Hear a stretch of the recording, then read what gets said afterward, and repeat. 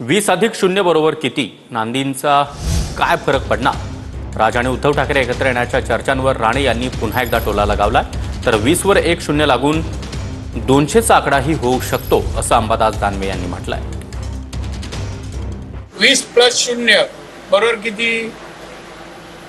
भाजपा 134 आणि तिघांचे मिळून 200 आमदार या आमच्या देवेंद्र फडणवीस मुख्यमंत्री आहेत त्यांना पाठिंबा. हे काय फरक पडत नाही.